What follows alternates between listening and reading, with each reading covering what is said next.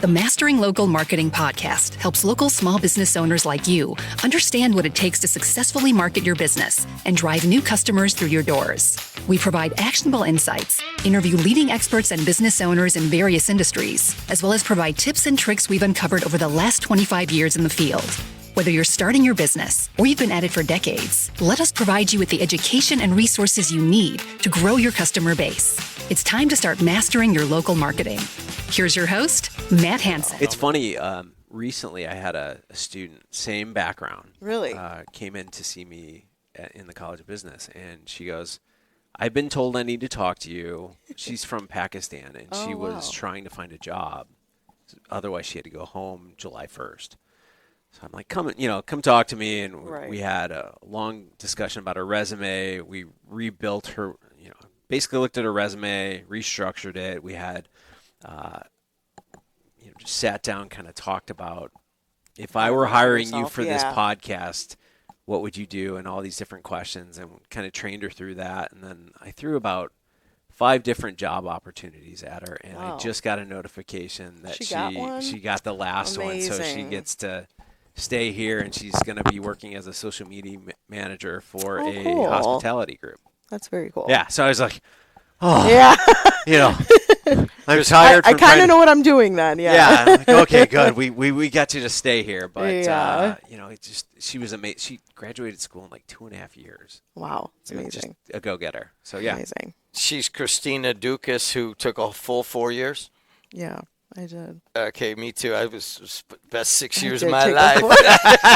You know what? Listen, it was the best 4 years. Yeah. You had 4. Back in my day, it was okay to stretch it out, maybe travel a little, and then come back, and then you're done. Yeah, I was in no rush. Kristina Doukas is director of marketing at Swap-o-Rama Flea Markets. That's right. And originally from our area here. If you're listening somewhere else, we're on the campus of P&W and Purdue Northwest. And Kristina grew up just down the road and graduated from a local high school, Lake Central. But like most very talented people, went about 21 miles to our northwest and now lives the city life, right? Yes, I do. Love the city life.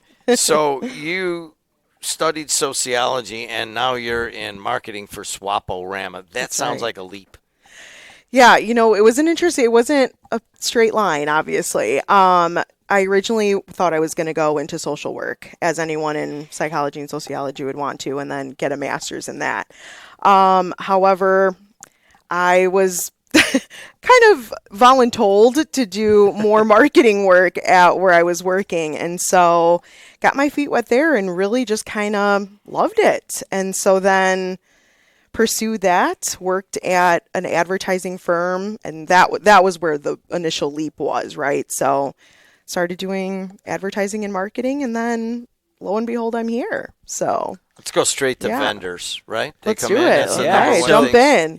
Again, we had a conversation about 2 weeks ago, a week ago, and I was intrigued, right? Because I haven't been to a flea market in a while, but I always enjoy going to them. And I realize that there are plenty of small businesses out there that make significant dollars every single weekend at flea markets. And I don't think that from a business perspective, people really kind of look into it. They just kind of, it's over there. I don't understand it. But I said, this could be a perfect opportunity. Let's talk about this. Yeah. And what is it? When we talk about like a flea market, what are the types of vendors, what are the types of companies that you see there that are doing really, really well? Yeah, well, first I will say it's an interesting profession in which anytime someone asks me what I do, I always kind of, I'm like, here we go. I work for a flea market, and so you initially, and the first question will be like, oh, the one off the tri-state? Yes, the one off 294 right there.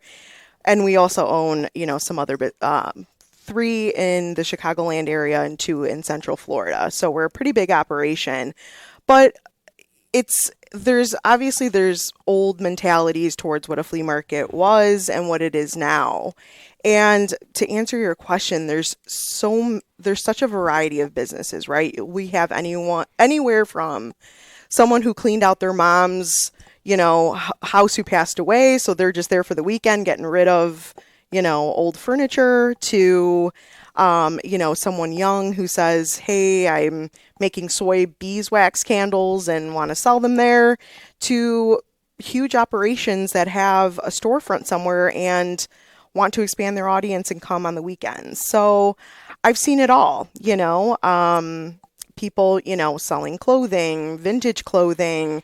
A lot of people, since vintage clothing is a big thing for Gen Z right now, right? Anything, old t-shirts, things like that.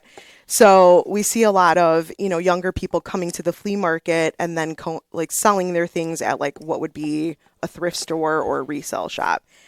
So I've seen it all, and they're all very successful in their own ways. So I think, people see the opportunity. Yeah, it doesn't absolutely. matter kind of where they're at, but it takes me back to when we used to have our e-commerce store. We used to sell on eBay all the time, and it's very similar in the fact that, right?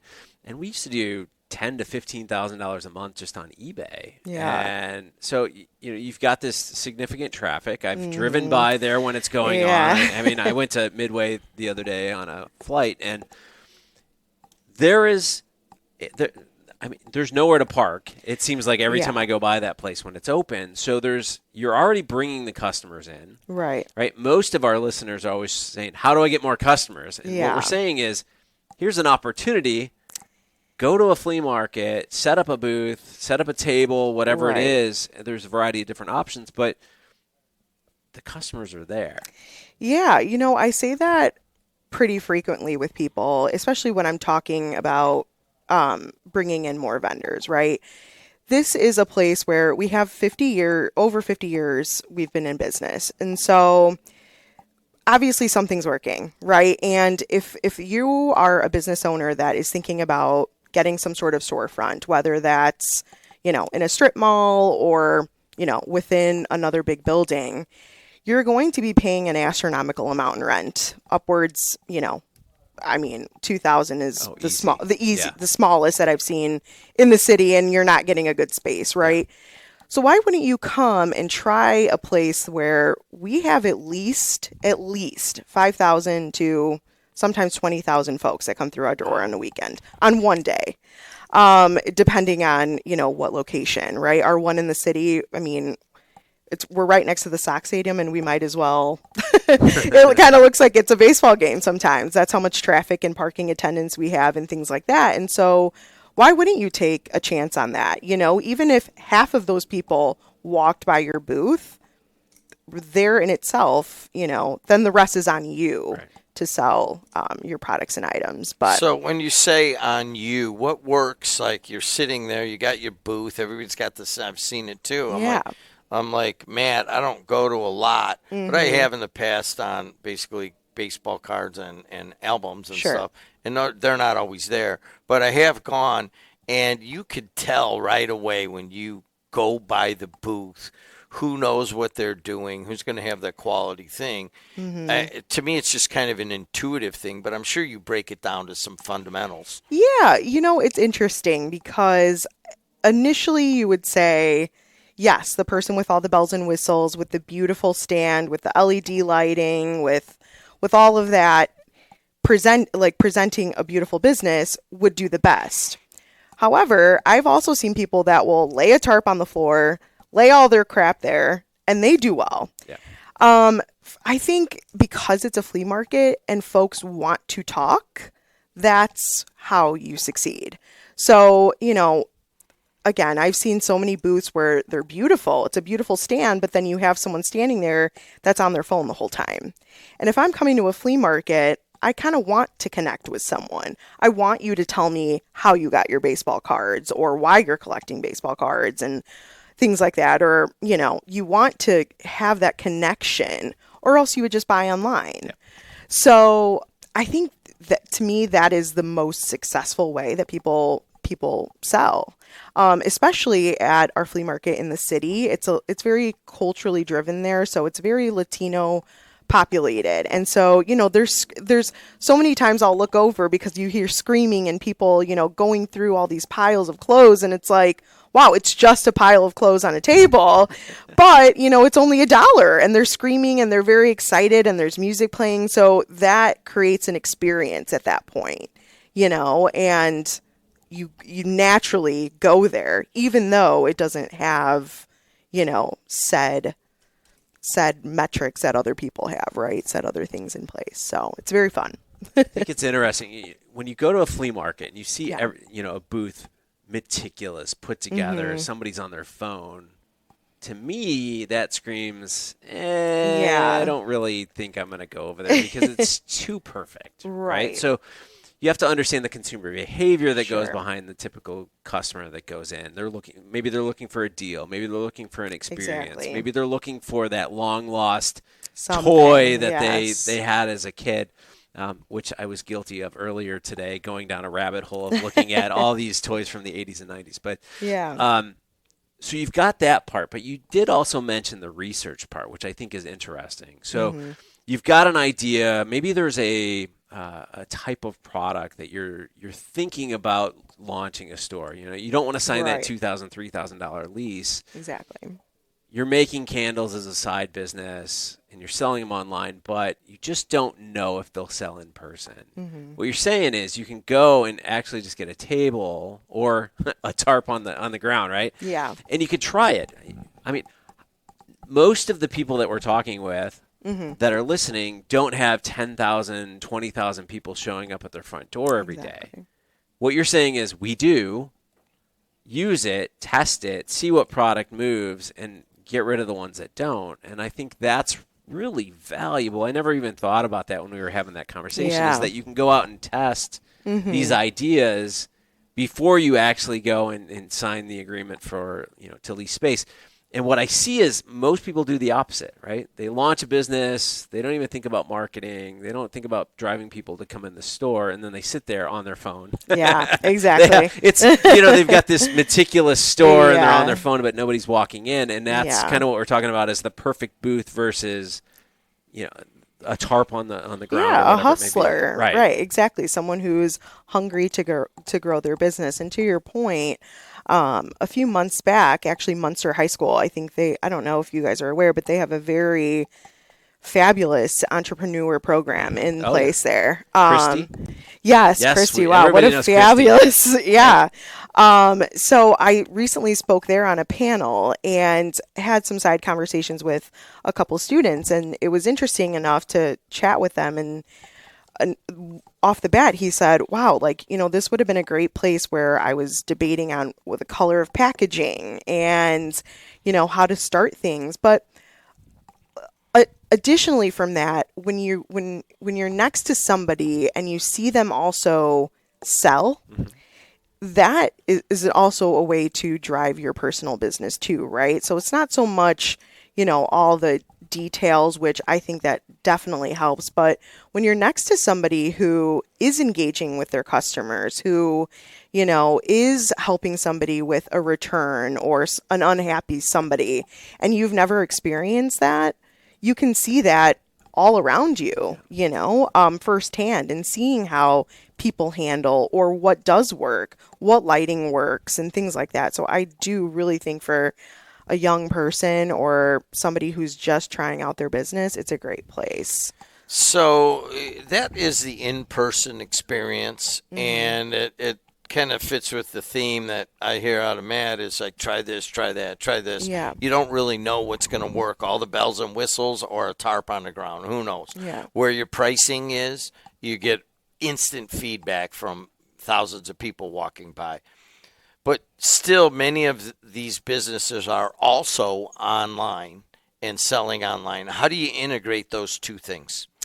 Yeah, I think for the most part, that's something that we as a company, so myself, I don't really manage that part, right? So if you have a booth, it's kind of up to you on how, if you want to sell online additionally. I know that we have, for example, one vendor who she makes these embellished hats and embellishes mugs and tumblers and things like that. So she has a business that she runs Monday through Friday at home. However, all of her pickups, all of her drop-offs, anything like that is done at the flea market. So instead of her having shipping cost and, running around or having people meet her at her home, she has, booth 500, come here to pick up your items, things like that. And then additionally, she'll be, while she's waiting for people to pick up their things, she's making more. And so other people are intrigued and asking her, can you make me this? Can you make me that? And so that's just a brilliant, business model to me, right? Something unique that you don't see. But you have to be able to kind of think about how to do that for your business. Recently, so a lot of questions too in the flea market industry is, do you think it's going to last? How are you going to make it with Amazon, right? And all of these other competitors at this point. But as I mentioned, I think there really is something about connecting with someone, and still that feel of in-person shopping. Let's face it, malls are all closing. A strip mall is, you don't really go from, one strip mall store to the next one to the next one. You pop into the one you need and you leave. So this is just an experience in itself, and that's what we're trying to sell, right? You never know what you're going to find. There's way more options. I mean, I don't know about you two, but when I go to a retail store these days, whether it's Target, Walmart, whatever, and I need a phone case, I'll go there and maybe there's 5 or 6 color options to choose from. You can go to the flea market and they have an entire truckload of options for you, whether it's bedazzled or matte or whatever you need. And so there's something to say about that, and they'll put it on for you. And you can't really put a price tag on that, in my opinion. Yeah, no, I mean, I think it's interesting. It's very unique. You're talking about that personal selling experience, getting to know individuals in a world that is very just tech heavy. Exactly. Right? Going back to the idea of how do we manage the online experience with the actual flea market itself, I think one way to look at it is you can gather contact information or have people scanning to follow you at your booth or whatever you have, right? On the flip side of it, you can post content. Let's say you go back to your baseball card example, or 80s and 90s toys. Some of those are hard to get a hold of, right? You're not coming every day with a 1952 Mickey Mantle, which is a minimum $35,000 card to $12 million, right? But there are unique things that don't pop up often. If somebody is following you on social, or you have their email address, maybe you're sending out every week, here's our new inventory that's coming to the next time we're there. So they know, I want to buy this. I want to be the first one at that booth as soon as you open up on that day. So you can integrate the digital side of it while collecting customer information, and it becomes that personal sell to where it's like, hey, we're doing this. I've seen a lot of online social shopping recently. People in my family, they buy things all the time by doing that. And you could do that as well. We're here at the flea market, live broadcasts. We've got this and that, and we've only got one of one here. We were talking about the merch that we have here. We have one of one. That's going to change. Adriana back here runs the podcast. I would like one as well, network. Actually. Exactly. That could be sold right then and there. Yeah. But you're talking about mixing the two together. Mix them up, right? So you have this, instead of just having a conversation with them once or twice a week while you're at the event, literally it's the conversation, the emails going out, kind of sharing what you're bringing, even posting on social, going live when you're there so people see what you have. So they're actively looking for you instead of just stumbling upon you. Definitely. And there are vendors that, are transitioning to that. Is it everybody? No. But for the most part, we have one vendor that I can think of that will go live every Sunday selling Labubu's. I don't know if you've heard of that trend right now. What is it?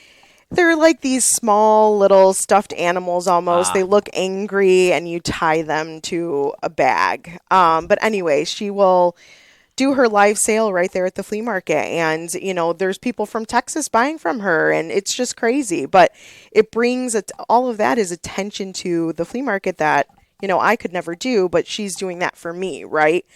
And similarly, there are folks that have this one woman in general. She has a very nice clothing display and sells men's and women's clothing. She has a text group that she has and will say, hey, I'm selling things for $5 today. and blast that out to her network. And all of that helps us, right? The flea market is very interesting as well because me as the marketing director for all of these, I not only have the customer that needs to shop, but I also have the vendor as a customer, right? So it's very unique in that way. And I have to put myself in both shoes sometimes. Right. And so, yeah. And always I think of the vendors as an extension of my team. So if they're going live and if they're doing all of these tech things and promoting their own business, that's helping my business too. So let's just finish up with that. Yeah. How do you promote the Swap-o-Rama brand online, billboards? I mean, what do you use? Yeah, good question. When I first got hired on recently, I've been there for 8 years now, but recently we've kind of taken this little slogan, if you will, of we need to make the swap sexy again, right? And so how can we glamorize this? Because it's always had this weird stigma of, a flea market, I'm not going there. Everything's cheap or fake or whatever. And that's not what it is anymore, And so I've tried to do as much showing off products, right? Things that maybe you've never seen. I'm out in the field all the time. So if there's, a unique furniture piece or something funky that, I've never seen, I promote the hell out of it as much as I can, right? Social media is my biggest tool right now, I would say. When I first started, it was different. It was a lot of ground and pound. They were putting flyers on cars. They were, doing radio, a ton of TV. That's not the case anymore, right? People want that instant gratification. They want to see how you're making a churro, how you're making a taco. What does it look like? Is it good? How many people are there? And so these are all things that I'm trying to showcase as much as I can. So churros. Sounds pretty good, right? Oh, it does. Yeah, it does sound good right now. But that kind of winds us up. Someone wants to connect with you directly. What do they do? Me directly, Kristina Doukas on all social media platforms. Swap-o-Rama can be found everywhere as well. I started a podcast recently, 2 years ago now, for the flea market and just generating. What's the name? I love the name. Yeah, you mean the flea. Yes, every Thursday. So today an episode dropped. It's called You, Me, and the Flea. You, Me, and the Flea. That's right. I like it. I love it. Thank you. Yeah, it's been very fun. So like I said, just giving a voice to some of these people have worked 40 years in a flea market. They've put their children through college. And that's just, putting their boots on every day and selling electronics and selling cell phone cases and doing their thing, right? They have a bakery and then they're selling at the flea market on the weekends, no days off to make a living. And so it's honestly, it's such a beautiful thing. And coming from an immigrant family myself, I want to do the best I can. And that's kind of my motivator every day to do that for them. So come on out. It's really fun. It's really good food.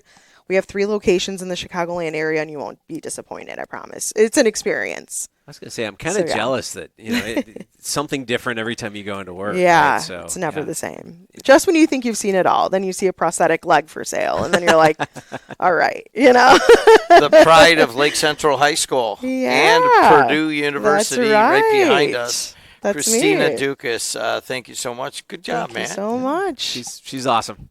She's awesome. Till next time, we'll see you later. We'll see ya.